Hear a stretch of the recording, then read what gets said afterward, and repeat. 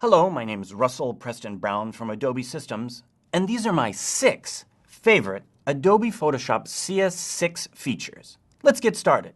In this brand new interface, which is really wonderful, and I'm going to start with Adobe Camera Raw 7.0. Now I have an image here that I took, and of course I've overexposed the image. I overexpose it because I want to show you the great new dynamic range that you can pull out of a really overexposed image. I'm going to go right over here and I'm going to load in my Adobe Camera Raw 7.0 settings, and poof, I bring back that detail. Check this out. Here under my settings, I now can go in and control the highlights separated directly from the shadows. And this is new. Also notice that my sliders begin in the center and I can have negative and positive values. That's also new. So think about reopening some of your older images and work on them with this new Adobe Camera Raw 7.0. Okay, let's move on. Let's go right over here to my next favorite feature, which has to be adaptive wide angle. Now, we've all taken wide angle images, and this image happens to be taken with a super wide fisheye lens.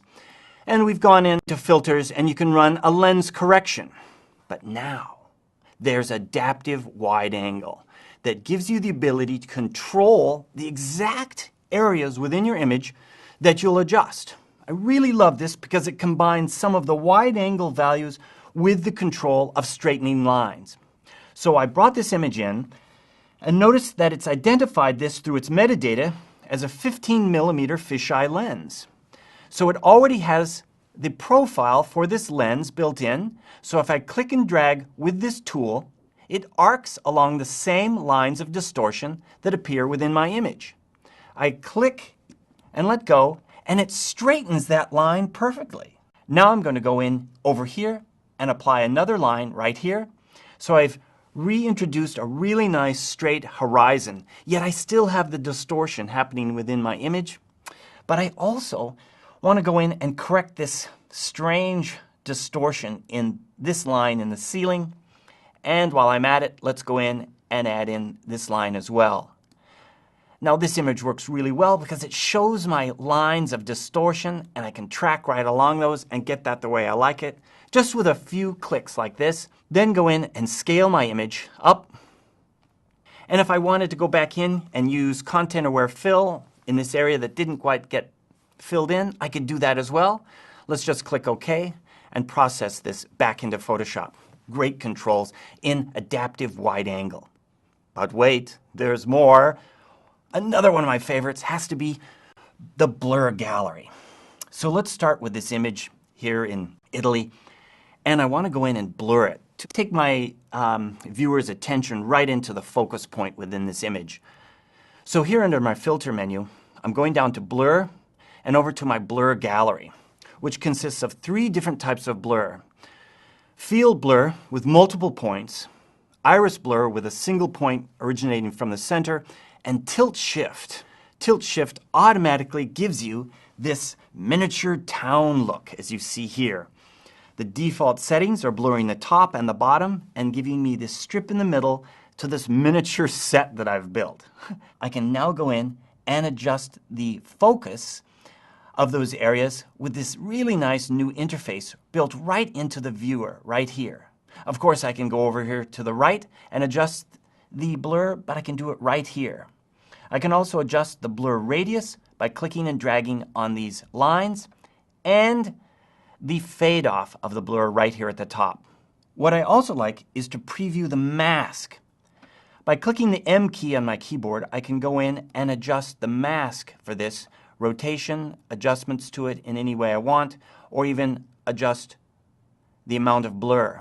So I have all of my controls here directly on the mask. I can also, when I'm done, export the mask as a channel that I can use later, for example, to apply noise back into those areas that I've blurred. So once again, this is the blur gallery. And if I didn't mention, you can also combine field blur, iris blur, and tilt blur together. Moving on. Let's go ahead and click OK.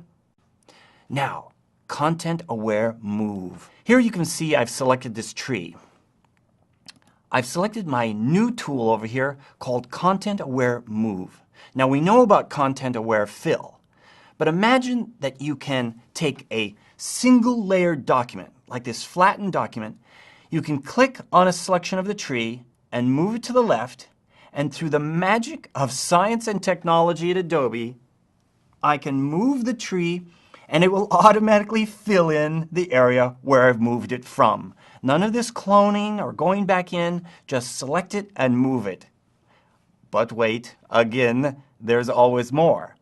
What if I go down here, for example, and I have a watermark on my image, but I've flattened the image, but I really need to move the watermark. Once again, check this out. I can click on the watermark and simply move it with my Content Aware Move tool over here to the right. Poof! It's now there on the right, it's filled in on the left. Okay, next, the new crop tool. Now here I have an image that clearly needs to be cropped. My horizon doesn't look quite right. So let's select the new crop tool and take a look at this. Check this out. The new interface appears for the crop tool with new controls here in the option bar. Check out the behavior as I move this down to crop it. Notice that it automatically centers around the center of your crop region. Now that didn't happen in the past. You had to move it and adjust it. Also, if I click outside the region here and rotate it, check this out. It's now rotating the actual image. Now this seems quite logical, and you're going, well, that's not new.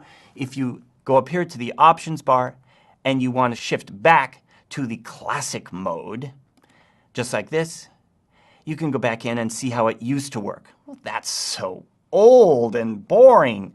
The image doesn't rotate, the actual crop region is rotating, so the preview isn't quite right. Let's go back to my regular mode here.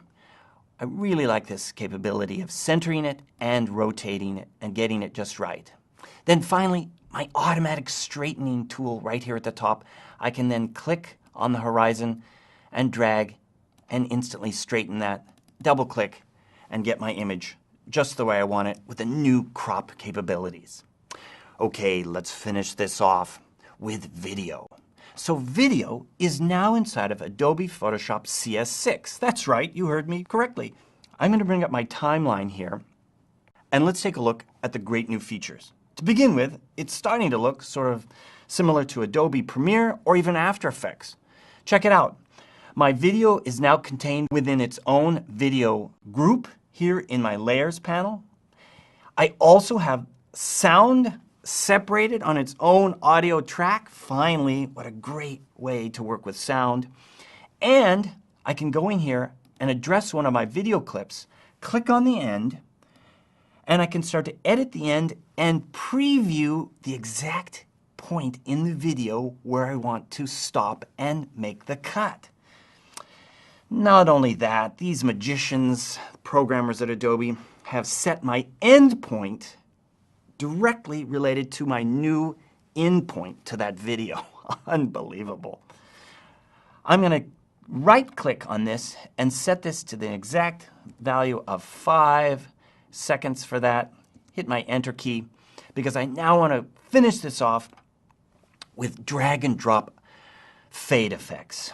This has got to be the best. I've always wanted the ability to use fade effects by simply clicking on them, dragging them over the intersection between two clips, and instantly have a fade effect, in this case for 2 seconds.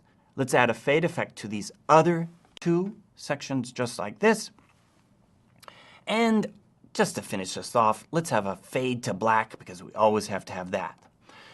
So I've got video, fading, I've got music, I select my play button, and it starts to fade the images together, the movie clips, plays the sound. I should also mention, just because I can, that you can now work with text and graphics, and you now have motion controls on still images, text, and graphics. It does not get much better than this. Ladies and gentlemen, girls and boys, you've just seen a great set of new features inside of Photoshop CS6. Adobe Camera Raw 7.0 support, adaptive wide angle, blur gallery, content-aware move, the crop tool, and finally, video support inside of Photoshop CS6. Give them a try. They're fantastic.